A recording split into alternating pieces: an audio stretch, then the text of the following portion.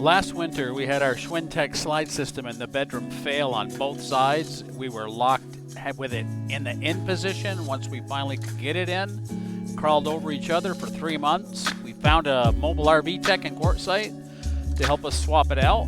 You can see here how horrible it was. All tore up, as it were. Oh yeah, you can see where it's been chewing up. That should be nice. Yeah. It was starting to go bad again, but we had already made an appointment with Vroom slide systems. Now here's a picture of us changing that out in the desert. Great mobile RV tech. And thank you, Alliance. You just shipped us a new slide system without, and we did it in the desert. I'm very happy with Alliance. Here's the Vroom bay. This is your new system. So you got your new rails, your lower rails, your upper rails. Look at that. You also get new seals, new outer seals, new inner seals. Everything is new. So your seat channel's new, your vinyl's new. Everything goes riveted on our system.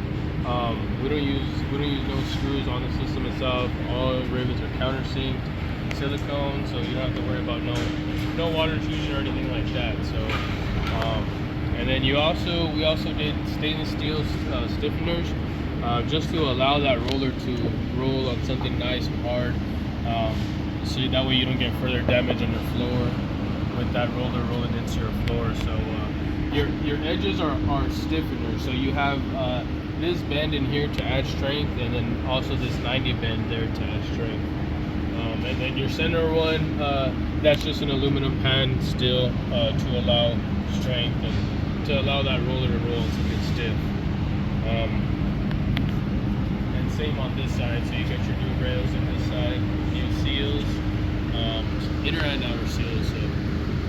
And you also, your top seal was damaged a little bit in the corners, and we didn't want to splice any old damaged stuff to your new seals, so we went ahead and did a whole new top piece up there. So all that got put on new. So yeah, that's pretty much the gist of it out here. Maintenance wise, we don't recommend you put anything on your gear, gear. You just keep that clean. Compressed air would be the best to blow them out, but no lubrication whatsoever. And if you do want to put lube, just in this area would be fine. You have a track in here that has steel cam rollers inside your housings. That would make those steel cam rollers roll a little better.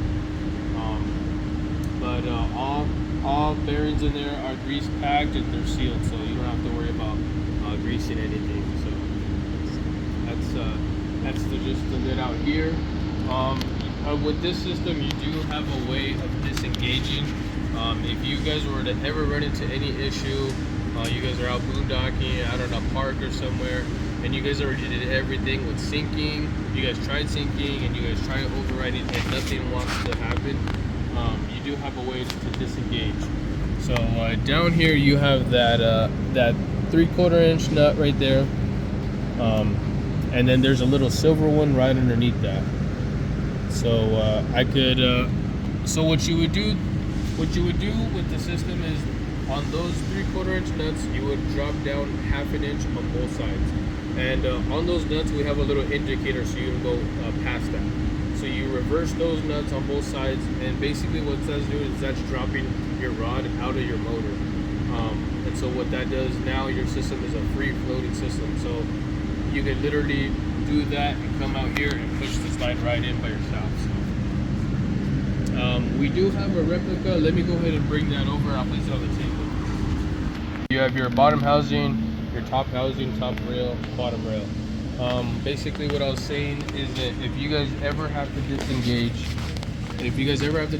your system because something happened and you have to get it in to get to the next bar, get it to a tech, and do what you need to do, what you would do, and you do this to both sides.